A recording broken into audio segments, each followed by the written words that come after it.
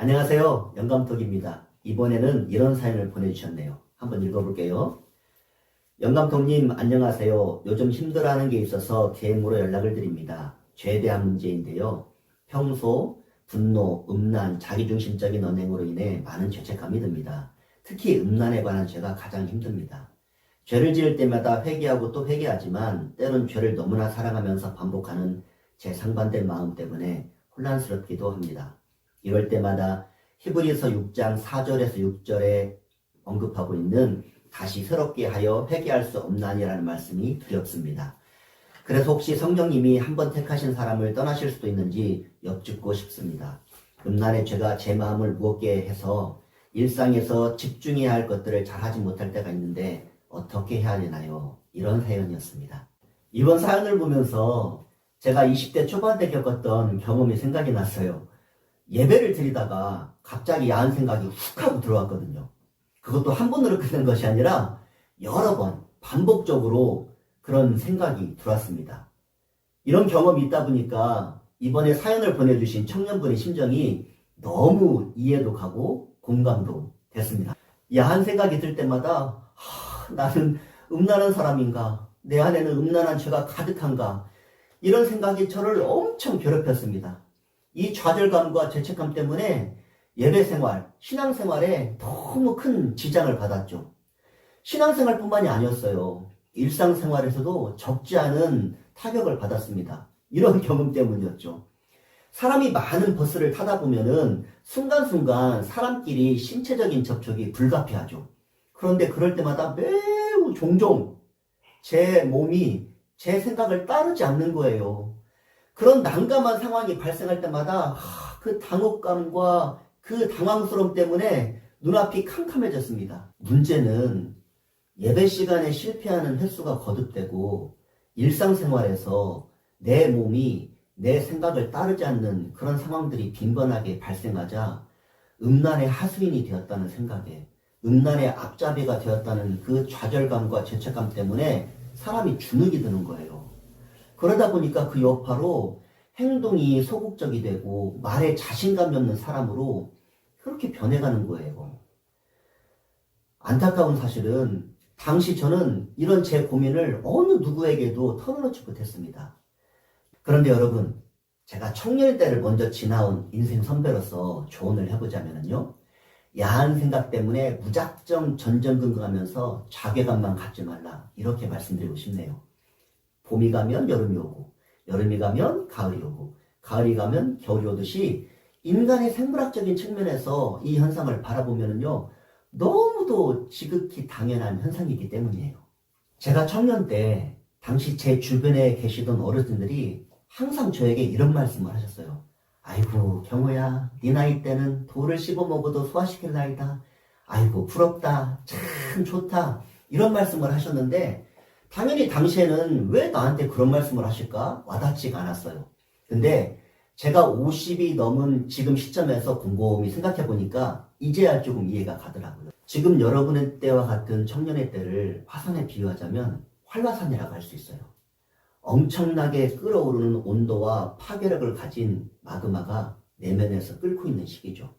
그 중에서도 당장이라도 용수 솜치듯 그렇게 활활 끓어오르고 있는 에너지가 성에너지예요. 그런데 너무 강력하다 보니까 때때로 이 이성이라고 하는 방어력이 본능이라고 하는 이 공격력을 잘 방어하지 못하는 때가 어려운 때가 여러분의 때라고도 할 수가 있죠. 문제는 이 성에너지의 온도와 강도가 너무 높고 활활 타다 보니까 새어나오는 김을 어찌할 수 없는 시기가 또 여러분의 때죠. 그 새어나오는 김의 강도와 온도가 야한 생각이고 몸의 즉각적인 반응이다. 이렇게 생각해 볼 수가 있어요. 여러분, 세상을 살아가면서 흑백 논리처럼 명확하게 구분짓는 시각이 필요할 때가 있죠. 그런데 세상을 살아가면서 더 지혜롭고 필요한 시각은 7색깔 무지개가 조화를 이루고 있는 것처럼 어떤 상황이나 사건에 대해서 조화롭게 볼 수 있는 그런 지혜와 시각이 더 필요한 겁니다. 여러분들이 음란이다, 죄다 이렇게 족쇄 채우면서 무작정 나쁘게만 생각했던 야한 생각, 이거는 다른 한편으로 보면은요, 여러분들이 그만큼 정신적으로, 육체적으로 건강하다는 신호이기도 해요. 창세기 1장 31절은 이렇게 말씀하고 있어요. 하나님이 세상을 창조해 놓으시고 보시기에 참 좋았더라. 그리고요, 창세기 1장 27절에 보면은 하나님의 형상대로 여러분들이 창조되었다. 이렇게 말씀을 하고 있죠. 그러면 두 말씀을 연결해 보면은요, 하나님이 창조하신 피조물 가운데 여러분들은 최고의 걸작품이다. 이런 말이에요. 왜요? 여러분들이 하나님의 형상대로 창조되어진 유일무이한 존재이기 때문이에요. A는 B이고 B가 C면 곧 A는 C다. 이런 도식이 있죠. 이 도식을 한번 활용해 볼까요? 하나님이 창조하신 피조물이 A라고 하고 보시기에 좋았다는 평이 B라고 하고, 그러면요, 하나님이 창조하신 모든 피조물 중에 걸작인 여러분들에게서 지금 나타나고 있는 모든 반응은 너무도 자연스럽고 합당하고 아름다운 그런 현상이다. 이렇게 도식이 성립될 거예요. 그러니까 여러분, 이제부터는 크리스찬 청년으로서 야한 생각에 대해서 이렇게 대처했으면 좋겠어요. 첫 번째, 여러분들의 생각에 새로 고침이라는 버튼을 눌러보세요. 무슨 말이냐면, 나는 야한 생각에 쩌들어 사는구나. 나는 음란하고 죄가 그냥 가득 찼구나. 이런 생각에서 새로 고침의 버튼을 눌러서, 나는 지금 정신적으로, 육체적으로 아주 건강한 때를 지내고 있구나. 하나님이 주신 그 성에너지를 활기차게 잘 내 몸에서 활용하고 있구나. 이렇게 생각을 바꾸고. 여러분, 두 번째는 현재 여러분들이 접하고 있는 콘텐츠를 잘 점검해 보라는 거예요. 사례자가 이런 말을 했어요. 죄를 지키는 싫은데 죄를 사랑하고 반복한다. 이렇게 말을 했거든요. 근데 이 말에는 죄를 지을 수밖에 없는 위험한 상황에 많이 노출된 것 같아요. 그 말은 뭐냐면 직접적으로든지 간접적으로든지 접하게 되는 콘텐츠가 선정적이고 자극적인 내용일 위험성이 많은 거예요. 인간의 생각은 때때로 의식보다 무의식의 영향을 받을 때가 많아요. 여러분이 일상에서 선정적이거나 자극적인 콘텐츠를 많이 보게 되다 보면요, 나도 모르게 무의식의 그 잔상들이 많이 남을 수밖에 없죠.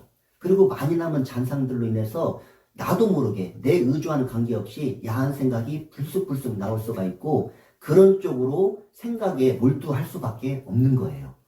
그런데 신기한 거는요, 무의식을 인지하는 것만으로도 사람은 그 무의식 속에 남아있는 잔상을 잘 조절할 수가 있대요. 그러니까 여러분들이 일상에서 보고자 하는 콘텐츠가 선정적인 것인가, 부정적인 것인가, 그 잔상이 나한테 어떤 영향을 줄 것인가를 잘 기준을 삼아서 선별해서 시청해야 될 필요가 있다는 거죠. 그런데 그런 최소한의 노력과 애씀도 없이 죄를 짓고 싶지 않다. 나는 생각을 좀 맑고 밝게 하면서 살고 싶다. 이렇게 말하는 것은요, 아무런 의미가 없어요. 성경에도 반복적으로 습관적으로 죄를 짓는 삶에 대해서 분명히 경고한 말씀이 있기 때문이죠. 베드로후서 2장 22절을 보면은요, 개가 토한 것을 다시 먹고 돼지가 씻었다가 더러운 곳으로 다시 가지 말라. 이런 말씀이 경고의 말씀으로 분명히 기록되어 있기 때문이에요. 세 번째는 여러분들은 새로운 피조물이라는 겁니다. 고린도후서 5장 17절에서 예수님은 이렇게 약속해 주셨죠. 그런즉 그리스도 안에 있으면 새로운 피조물이라. 이전 것은 지나갔으니 보라 새 것이 되었도다. 새로운 피조물들에게는요, 항상 새로운 하나님의 은혜가 함께합니다. 여러분들이 그 야한 생각에 대해서 확장하려고 하거나 확대하려고 하지 않는 노력과 애씀만 있다면 우리 주님은 여러분들의 몸과 마음을 결국은 정화시켜 주시고 그 티끌을 제거해 주실 것입니다. 하나님은 여러분들의 손을 놓지 않는 분이세요. 여러분들이 하나님의 손을 놓고 오히려 하나님이 여러분들의 손을 놨다고 그렇게 생각하지 마세요. 하나님이 여러분들의 손을 놓지 않을까 하는 불안감이 들 때마다 하나님의 말씀에 더 가까이 다가가려고 노력해 보세요.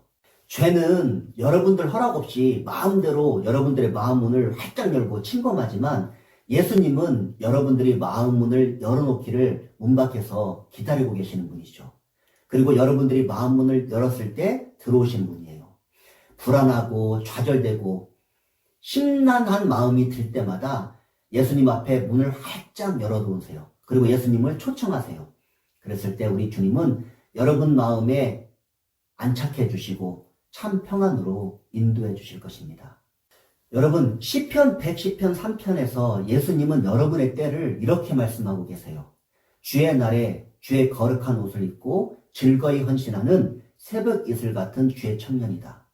여러분, 이 청년이라는 명칭 앞에 나열되어 있는 수식어들, 여러분들은 어떤 의미가 담겨 있다고 생각하나요? 저는 청년 여러분 때에 마음대로 펼칠 수 있는 무한한 가능성이다, 이렇게 생각이 되네요.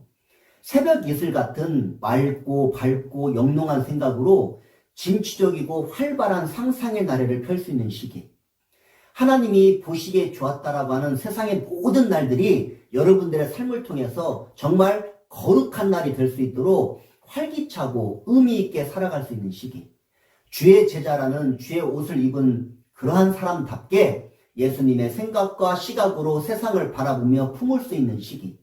이런 무한한 가능성의 시기가 여러분의 때인 거죠. 그리고 지금 여러분들이 가지고 있는 그 활기찬 에너지가 그런 일에 쓰라고 하나님이 허락하신 선물이에요.